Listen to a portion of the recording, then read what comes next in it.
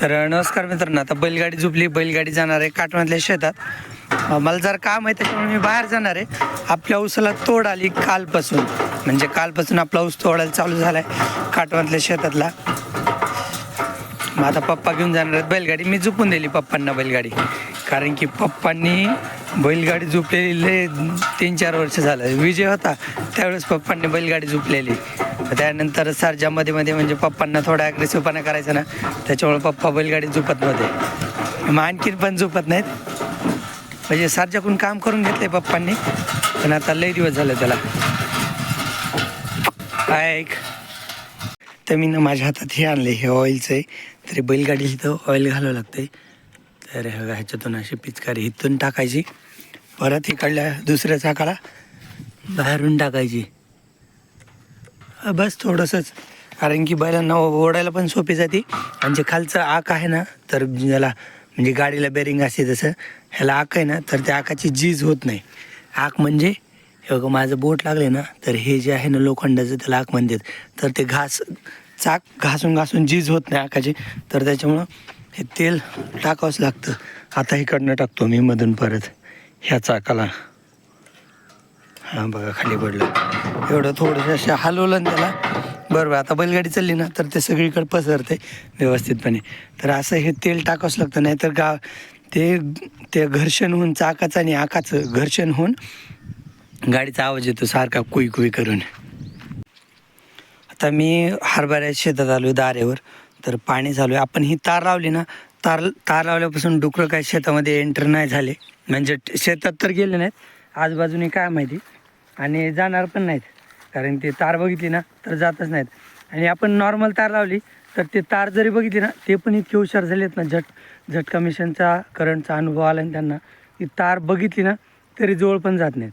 आपण घ्यायला करंट वगैरे नाही बरं का दिला काही, आणि करंट द्यायची गरज पण नाही, कारण ते इतके हुशार झालेत ना. त्यांनी तार बघितली तरी ते निघून जातात, कारण त्यांना माहिती इथं झटका मिशन लावलेली असते.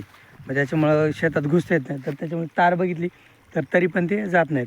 आणि फक्त हरभऱ्याला गरज होती, आपण हरभऱ्याला लावली, बाकी ज्वारीला गरज नाही. आणि गव्हाला बघू तर म्हणजे एका गव्हाला तर आपण तार लावणारच आहेत बरं का. बनशी गव्हाचं लई नुकसान केलं आहे, पण खपलीला बघू गरज पडली तर. कारण की गव्हात ते फक्त लपण्यासाठी जात होते. हरभरा खायचे आणि गावात कसं थंडावा आणि लपणं ह्या 2 गोष्टीसाठी जायचे. मग आता बघू 1-2 दिवसात जर बंद झाले ना तर मग गव्हाला तारीची गरज नाही पडणार. आणि हे पाणी चालू आहे आता ज्वारीच्या शेतात. मी तर वारं होतं म्हणून 2 दिवस भिजवली नव्हती, पण मी पंढरपूरला गेलो, ज्वारीतच दारे चालू आहेत. म्हणजे पाणी घरच्यांनी ज्वारीत लावले. ते एकदा दारं बघतो मध्ये जाऊन. याला ज्वारी भिजवायची चालू आहे आणि वारं बी सुटलं आहे. हे ज्वारीचं काय झालं आहे सगळं. डुकरांनी ज्वारीला पण त्रास दिला आहे ना, कारण की ज्वारी लोळली असती ना तर डायरेक्ट लोळली असती. पण हे बघा, हे झाड डायरेक्ट तुटून पडलं आहे, हे झाड असं तुटून पडलं आहे. म्हणजे चावून सेपरेट भाग केला आहे आणि हे चगळलेलं खाली. म्हणजे ज्वारीला पण आपल्याला तार लावावं लागेल बहुतेक, कारण की डुकरांनी ज्वारीचं नुकसान केलं आहे. ते थांबतात ज्वारीत आणि बाजूचा हरभरा खातात असं आहे. कारण की आणि ज्वारीला पण त्रास देतात बरं का. पण कणसं परिपक्व झालं, ज्वारीचे कणस आणखीन परिपक्व नाही झाले. पण पुढं बघतो ना, याला ज्वारीचं सगळं वाटोळत झालं वाटतं. मला तर असं वाटतं जास्त भिजविली, पाणी सोडलंय ज्वारी तयार. अरे अरे बघा, ही ज्वारी लुळली. आणि पलीकडं आता बघतो इथं भिजवायचं चालू. अरे ही वाऱ्याने लुळली ज्वारी भिजविल्यामुळं. काल बहुतेक ज्वारीत पाणी होतं वाटतंय. आता हरभऱ्यावर पाणी घेतो सध्याला. पण विषय संपला नाही, ज्वारीत राहिलंच नाही काय वाऱ्याने त्यांनी राहू. भरपूर ढाळा खाल्ला रे मी. हे बघा, हा ढाळा आहे ना, खालून जे घाट आहेत ना तर ते खायला आलेत. तर हे असे घाटे खायला आलेत. मी भरपूर ढाळा खाल्ला आहे. आणि नॉर्मली ढाळा आहे ना हा धुवून खायचा असतो, कारण की ढाळ्यावर जे हरभऱ्याच्या झाडावर आंबा असतील तर ते आंब धुवून खाल्ली ना तर म्हणजे चांगलं राहते. आणि आंब्यासोबत जरी खाल्ली ना हरभरे तर ते वरचं झाडाची जी आंबा असते ना तर ती इथं होटा लागली ना, होटं चिरटत आहेत. माझे तर होटं सगळे खराब झालेत आंब्याचा हरभरा खाऊन. मी असं फोडून खातोय, पण तोंडाने हा घाटा फोडा गेला ना, वरची बाजू आहे ना ती होटाला लागते.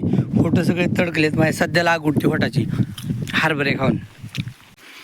आज आपल्याला गाडी भरून वाडा आले, बैलगाडी भरून वाड्याची कुट्टी करतो आणि गायला खाली टाकतो.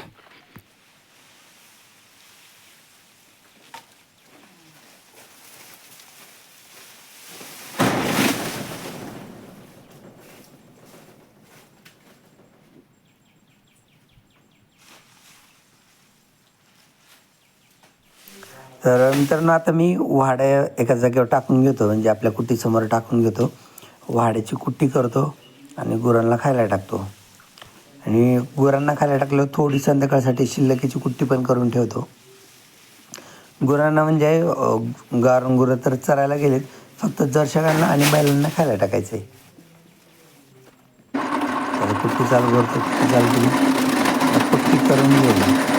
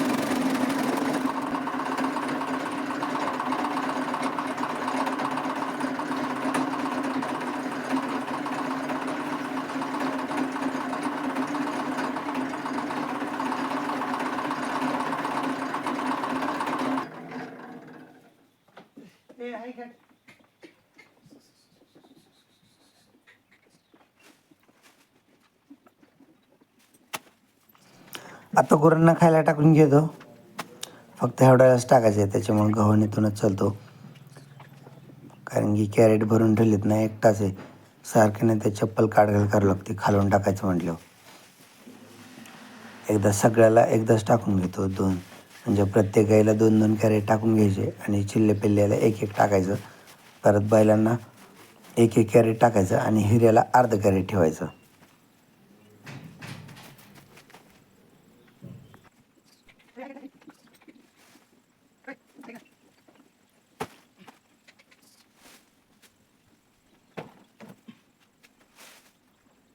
शिव आपला ऊस आणि मी तर आत्ताशी आले ऊसाकडं, म्हणजे खालचं एक शेतातला ऊस तर गेला पण असेल, म्हणून माझ्या मागं घरचे काम होतं, घरचे गुरं आणि त्यांना कुट्टी करून खायला टाकायचं. परत दारी होते ज्वारीचे आणि गव्हाचे, तर त्याच्यामुळे माझं येणं झालं नाही.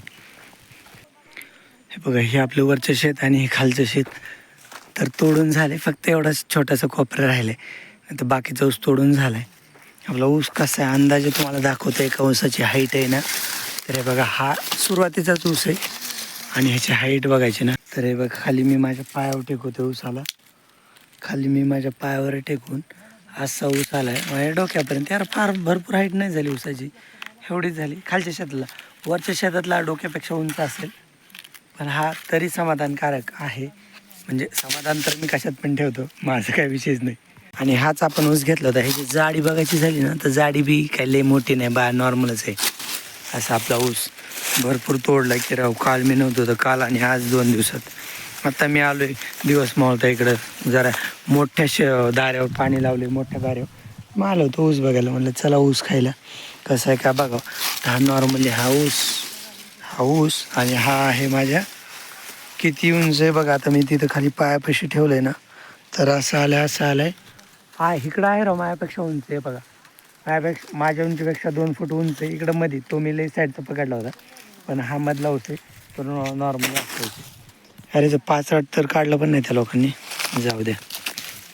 मी आलो इकडंच, आई कुठंतरी आली ऊस तोडायचं चालू आहे म्हणून, इकडं खालच्या कडेला असं नाही. आणि हे आपला ऊस. आता मी आपल्या ऊसाच्या शेतात मला एक माहवा दिसले बरं का. हे बघा इथे लावून घ्या वाटतं चौक, तेव्हा कशी हालचाल चालू केली त्यांनी माझा आवाज ऐकल्यावर. तर हे पण मी आता टी-शर्टवर आलो आहे, तर त्याच्यामुळं काय त्याला झाडणार वगैरे नाही. आणि ते झाडायचं पण नाही, कारण की झाडायचं म्हणलं ना त्याला धूर करावा लागतो, आणि गौरीचा धूर जरी 5 रट पेटलं ना तर सगळा ऊस पेटायचा. आणि आणखीन ह्याच्यातला ऊस भरून नेला नाही. हे बघा तिकडं ऊस तोडायचं चालू आहे, तिकडे 1-2 जण तोडत आहेत, आणि हा ऊस भरून नेला नाही. मग त्याच्यामुळे हा ऊस कर पण, तर त्याच्यामुळं आता इथं धूर वगैरे काय करायचं नाही. आणि मला तसं जास्त झाडता येत नाही, आणि टी-शर्टवर पण आहे मी, तर त्याच्यामुळे त्याच्या काय वाटत जाणार नाही मी. नाही तर टी-शर्ट नसताना तर सोपी गोष्ट आहे. ऊस इकडं शेंड्याला पकडायचं बरं का, ऊसाला खिसका द्यायचा, ऊस म्हणजे मोडल किंवा उपटून येईल. कधी कधी पिचकतो पण लकीली जर ऊस मोडला तर ऊस घेऊन पळून जायचं. पण ते होते काय सध्याला काहीच नको रे, धूर पण नाही आणि काय टी-शर्ट पण आहे, काही नकोच त्याला. आणि मावळ पण छोटे आहे तसं, पण मध असेल बरं का त्याला, मध असेल ऊसाच्या शेतात आहे म्हणजे. पण सध्याला काही त्याच्या वाटत जायचं नको टी शर्टवर. पण हे बघा एवढं मावळ आहे. झू नको रे बाबा, माशी उठली तर चावण.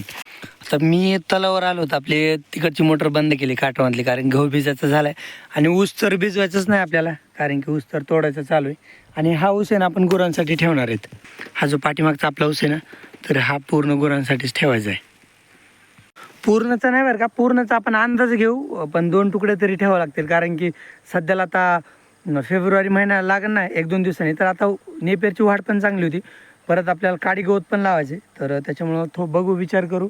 आणि परत उन्हाळ्यात गेल्यावर सारखं काटवळ पण पेरायचे, तर त्याच्यामुळे बघू. पण माझा अंदाज आहे पूर्णच ठेवायचा ऊस म्हणून, म्हणजे लागतो गुरांना. आणि एकदा खायला लागल्या गुरं बिले खातात बाबा, त्याच्यामुळे ठेवायचाच ऊस. चला आता गुड नाईट. आता हिले बसायची वेळ झाली, मी पण आता झोपी जातो. हिला पण मध्ये घेतात, आणखीन थोडे दिवस हिला मध्येच घ्यायचं आहे. म्हणजे सध्या थंडी भरपूर आहे ना, एक थंडी होईपर्यंत.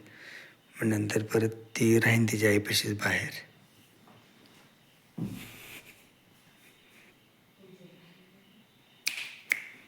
शेपटी ती अशी वरच ठेवते काऊन काही.